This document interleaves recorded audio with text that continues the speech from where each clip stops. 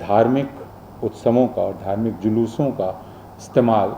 मुसलमानों के ख़िलाफ़ हिंसा करने के लिए किया जाता है। मुसलमानों को गाली गलौज करना, उनको अपमानित करना और ऐसे इलाकों में जानबूझकर जाना जहां मुसलमानों की आबादी ज़्यादा है, मस्जिदों के आगे खड़े होकर जिस वक्त नमाज का वक्त हो उस वक्त ज़रूर उस वक्त तक वहाँ टिके रहना और भड़काऊ नारे लगाना, गाली गलौज करना,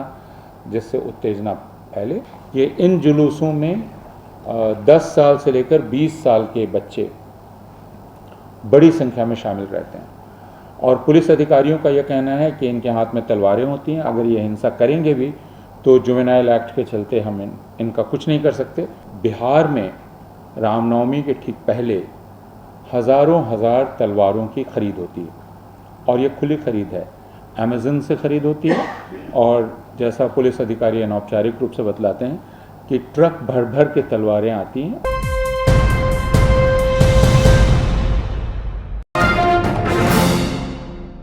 दिल्ली में जहांगीरपुरी में रामनवमी के मौके पर ही हिंसा देखी थी और यह भी देखा था कि उसके अगले दिन बुलडोज़र किसके मकान ढहाने पहुंच गया था। तो रामनवमी एक ऐसा मौका है जिसका इस्तेमाल अरसे से राष्ट्रीय स्वयंसेवक संघ और पहले जनसंघ और बाद में भारतीय जनता पार्टी लंबे अरसे से रामनवमी का इस्तेमाल करते आए हैं। कुछ रोज़ पहले सर्वोच्च न्यायालय के वकील चंद्र उदय सिंह ने एक रिपोर्ट जारी की जो पब्लिक डोमेन में है, जिसमें उन्होंने बतलाया कि किस तरह धार्मिक उत्सवों का और धार्मिक जुलूसों का इस्तेमाल मुसलमानों के ख़िलाफ़ हिंसा करने के लिए किया जाता है। वो काफ़ी विस्तृत रिपोर्ट है, लेकिन उसके पहले भी यहाँ जिनकी उम्र थोड़ी हो गई है उनको याद होगा कि पारंपरिक रूप से रामनवमी का जुलूस झारखंड में भी, बिहार में भी, बिहार शरीफ में भी ये हिंसा हो चुकी है और दूसरे राज्यों में उसका इस्तेमाल मुसलमानों के ख़िलाफ़ हिंसा के लिए किया जाता रहा है। अब यह इतना अधिक बढ़ चुका है कि बिहार में रामनवमी के ठीक पहले हज़ारों हज़ार तलवारों की खरीद होती है और ये खुली खरीद है, अमेज़न से खरीद होती है और जैसा पुलिस अधिकारी अनौपचारिक रूप से बतलाते हैं कि ट्रक भर भर के तलवारें आती हैं और उनकी ख़रीद की जाती है और उनका वितरण किया जाता है। पटना और पटना के आसपास या दूसरे शहरों में लोगों ने ये बतलाया कि पिछले 8 वर्षों में ख़ासकर रामनवमी के जुलूस में संख्या और आक्रामकता इन दोनों में बहुत ज़्यादा बढ़ोतरी देखी गई है। इनका मकसद ही है एक प्रकार से मुसलमानों को गाली गलौज करना, उनको अपमानित करना और ऐसे इलाकों में जानबूझकर जाना जहां मुसलमानों की आबादी ज़्यादा है, मस्जिदों के आगे खड़े होकर जिस वक्त नमाज का वक्त हो उस वक्त ज़रूर उस वक्त तक वहाँ टिके रहना और भड़काऊ नारे लगाना, गाली गलौज करना, जिससे उत्तेजना फैले। यह तो पिछले वर्ष राजस्थान में भी देखा गया, मध्य प्रदेश में भी देखा गया, दूसरे राज्यों में भी देखा गया कि रामनवमी का इस्तेमाल इसके लिए किया गया है। इस बार बिहार में यह संख्या बढ़ी है और इसका कुछ कारण लोग वहाँ का बदला हुआ राजनीतिक समीकरण बतलाते हैं, जिसमें हिंदुओं का अधिक से अधिक संप्रदायीकरण करने की कोशिश भारतीय जनता पार्टी की तरफ से की जा रही है। तो बिहार शरीफ और सासाराम की रिपोर्ट यहाँ पेश की गई है और इस रिपोर्ट में कोई भी ऐसी बात नहीं है जो पिछली हिंसा में, यानी एक तरह का टेम्पलेट ये बन गया है जिसमें मुसलमानों के घरों और अगर कुछ संपन्न मुसलमान हैं, यानी उनकी दुकान है, उनका बस है, तो उनको निशाना बनाया जाना जिससे आर्थिक रीढ़ टूट जाए।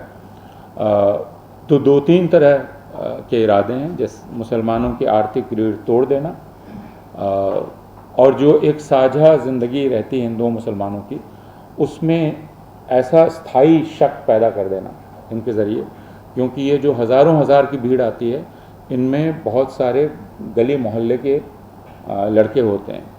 तो जाहिर है वे हिंसा में शामिल हैं। और मुझे मालूम नहीं, आप लोगों ने पता किया होगा कि मुझे जो बतलाया गया बिहार से और दूसरी जगहों से कि इन जुलूसों में 10 साल से लेकर 20 साल के बच्चे बड़ी संख्या में शामिल रहते हैं। और पुलिस अधिकारियों का यह कहना है कि इनके हाथ में तलवारें होती हैं, अगर ये हिंसा करेंगे भी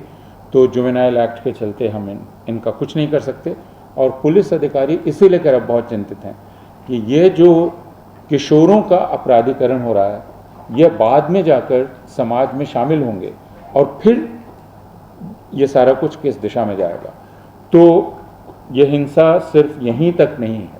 हालांकि यहाँ तक रहने पर भी ये उतनी गंभीर है। हिंदू धार्मिक त्योहारों का जिस प्रकार का अपराधीकरण किया जा रहा है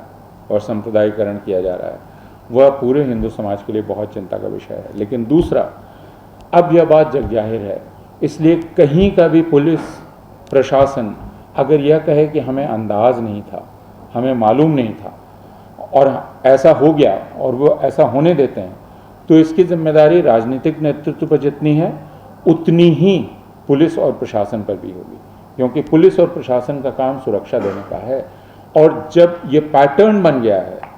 तब पुलिस प्रशासन ये कह के नहीं निकल सकता कि हम क्या कर सकते हैं, हम अचानक औचक हमें पकड़ लिया इस हिंसा ने और हम कुछ कर नहीं पाए। तो हम इस प्रेस कॉन्फ्रेंस के ज़रिए सिर्फ अपनी चिंता जाहिर करना चाहते हैं। ख़ासकर हम हिंदू समाज से अपील करना चाहते हैं कि हिंदू समाज के बच्चों का अपराधीकरण करने की यह जो साजिश चल रही है, इसको उन्हें पहचानना चाहिए। हम राजनीतिक दलों से अपील करते हैं कि वे सिर्फ जनता को वोट लेने की इकाई ना समझें, बल्कि जब यह पता चल गया तो इस प्रकार के अवसरों के पहले उन्हें अवश्य ही अपनी गतिविधि तेज़ करनी चाहिए, जो धार्मिक सद्भाव में यकीन करते हैं और जो धर्मनिरपेक्षता में यकीन करते हैं। पुलिस प्रशासन से बिहार शरीफ और सासाराम के सिलसिले में हम ये कहना चाहते हैं कि वे अपनी जिम्मेदारी से बच नहीं सकते। और बिहार का राजनीतिक प्रशासन वह भी ये नहीं कह सकता कि यह सब कुछ अचानक हो गया, क्योंकि बिहार में यह प्रयास पिछले 10 वर्ष से काफ़ी तेज़ी से चलाया जा रहा है और काफ़ी गहराई से चल रहा है। तो इसमें कुछ भी अचानक नहीं है, कुछ भी चौंकाने वाला नहीं है। यह सब कुछ बहुत ही सुनियोजित तरीके से, जाने पहचाने तरीके से किया जा रहा है और यह हम लोगों के लिए बहुत अधिक चिंता का विषय है।